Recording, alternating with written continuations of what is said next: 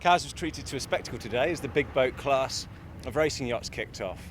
Amongst these are a few of the growing fleet of mini Maxi 72-foot Grand Prix racing yachts. Bella Mente was the victor today, and we're joined by one of her Afterguard, Adrian Stead. Adrian, good day out there today? Yeah, no, really good. First time today we line up against Momo, who's a brand new 72-footer, and got to race against Jettu again. So we're really pleased with how we went today. We got a good start. We're able to just keep our air forward on the downwind leg and led at the first mark. Unfortunately, Jettu got the course wrong and missed one of the marks, so they ended up just being between us and Momo. But yeah, we're really pleased on board with how we went today. Can you explain briefly the popularity behind the emerging class? The Maxi 72 class launched last year, I believe, and why do you think owners are keen to get involved with it? I mean, the 72s have been around now since basically 2009, 2010, but what happened last year was that the class really consolidated the rules and they set themselves a maximum keel depth, maximum rating band, so that basically you didn't turn up with one that was just slightly bigger, slightly more competitive. So this year, Maxi World's in the beginning of September. I think we're going to have 7 boats on the start line. All the teams are ultra competitive, all trying to get the edge. Everyone's trying to win the Worlds, and you know, it's the big one for Bella Mente. Adrian, you sail on both TP52s and on Bella Mente 72. Is it fair to say that since the America's Cup went to multi-hulls that these are really driving the innovation on monohulls? Yeah, I think so. I mean, both the TP52 class and the 72 class, they're now very well managed classes. The rules are very, very well defined, and the best part of it is that both classes are they're controlled by the owners and the owners' representatives. What really stuck out was the speed of the hoists and drops of the kites that you can do now.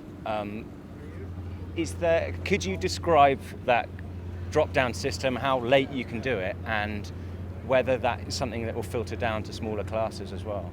I think the engineering from the winch systems now has got so good, and where on the 72s where you've got 4 pedestals, so you've got 8 people grinding, you're able to pull in a 580, 600 square metre spinnaker in through 2 drop hatches in the middle of the sail and basically suck it down the length of the boat. And you know, we're pushing our drops now to, I would say, within 3 boat lengths to a mark, and yeah, there's no margin for error. Today the drop line, a tiny bit on our drop line broke, and we had to turn it into a manual drop. So, which is hard work, but it just means everyone's ready to leg it forward and get the sail in and recover it. But we push, because we sail windward leeward racing when we're all one design sailing. You know, every bit that you can get, every bit you can push into a bottom mark, then you're going to take that, and we've got the engineering now to make sure we do it. Crew work was pretty good as well.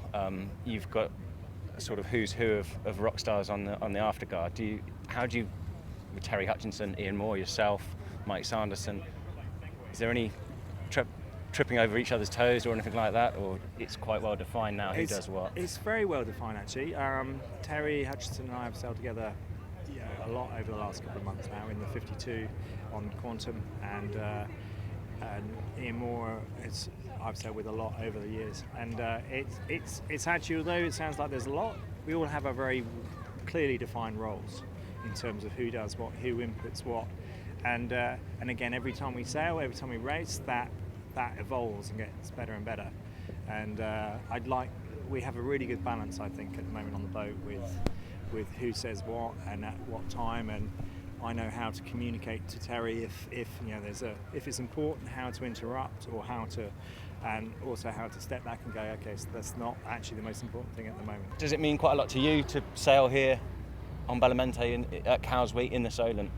Yeah, it does. I mean, to be honest, we found out that we were actually eligible for the Britannia Cup after we finished today. We weren't sure how they were doing what prizes we were going to get, but you know, the race committee had allocated it to us, so brilliant to win it. I've won it once before on Allegra a few years ago. Missed out on it a couple of years ago with an override on a runner. So it's nice to win it. But at the same time, great to sail against our Momo and Jettu and get some hours in against them. So that's all. Big picture is winning the Mini Maxi Worlds in September.